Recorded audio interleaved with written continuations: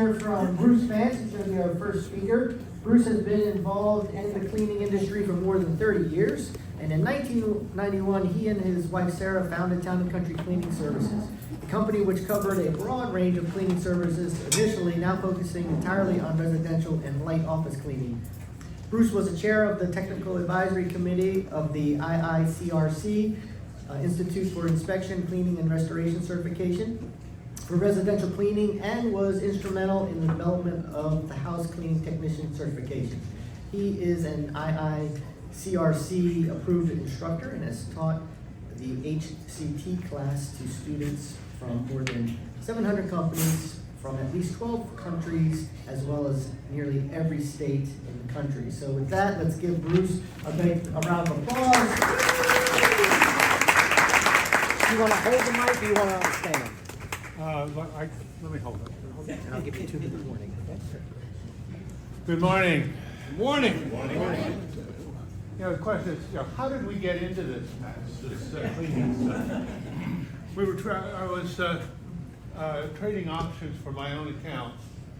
Made a major mistake. Dropped 35 grand in 20 minutes, and needed to find something else to do. We've become attached to having a roof over our head. And we figured cleaning. Anybody can clean, right? We all know how to clean. So, and in those days when we started out, things were somewhat true. We had basically vinyl, we had ceramic, we had nylon carpet, really some stuff that was very hard to mess up. We were going along fat, dumb, and happy until we had a client that had a marble floor. We burned it. We used too strong a cleaning agent. $20,000 later, I said, "Hark, I need to know what I'm doing." And that started trying to learn what we're doing. And we found out there was an awful lot of really bad information out there. We have people who are saying use vinegar to clean a marble shower, for instance. That's a good way to get a $10,000 mistake in just a few minutes. If you could go out and get all kinds of information, what do you clean a hardwood floor with? Vinegar and water. But every manufacturer says don't. And 4 of them say the first time you do it, you don't have a warranty on your floor. So there's a lot of understanding how do we protect the surfaces in your home.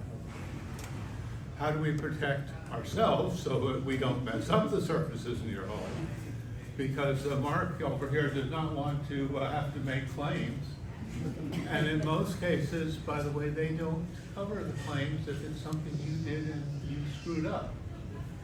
That requires a special rider. You can talk to him about that. So as we have learned, and now we have all these new finishes out there, these new materials that are, they seem to be so easy to clean, and then we're finding out that what they thought we could do, we can't. For instance, your LVT, everybody thought, waterproof. You can use a steam mop, fine.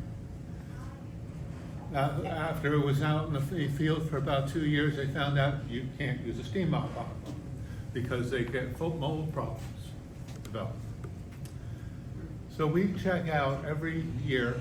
We go out to the Surfaces Show, which is where all of the manufacturers display, and where we can talk to the people who are actually the flooring inspectors who are seeing what's going wrong.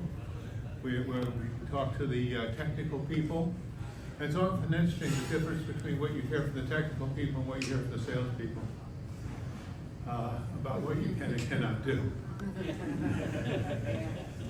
In fact, I think we're the only cleaning company in the country that goes out and researches this every year.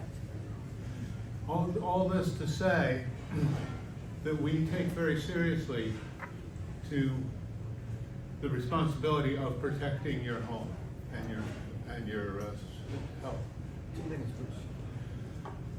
Now, as we're going into the cold and flu season, we're going to start hearing, or you're probably already hearing a lot about how we have to disinfect everything.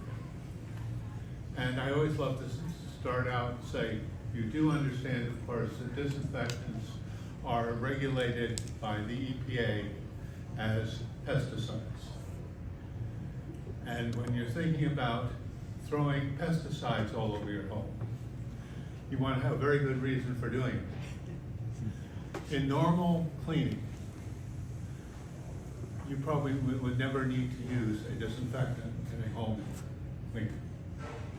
If you're using good quality microfibers, if you're using good general cleaning, and you're not dealing with something like a norovirus outbreak, you're not dealing with some specific thing. If you've got somebody with C. diff, yeah, let's use some disinfectant.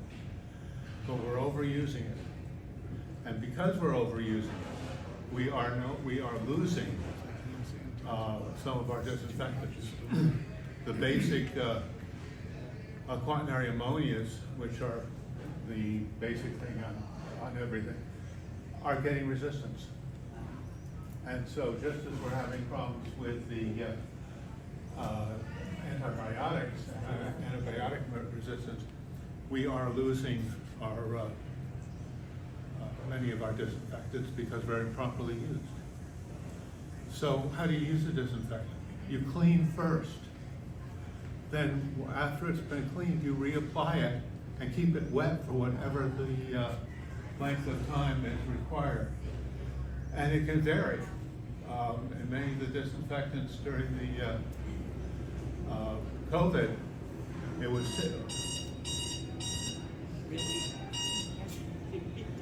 and Wrap it up. Okay. Yeah.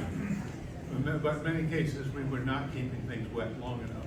And we were just building strong microbes by misuse.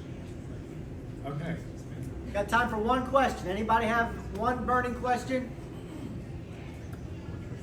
All right, if you don't have one, stick around, or if you think of it after he sits down. Oh, we got one. All right, go ahead. What do you recommend for cleaning hardwood floors if you can't use vinegar? If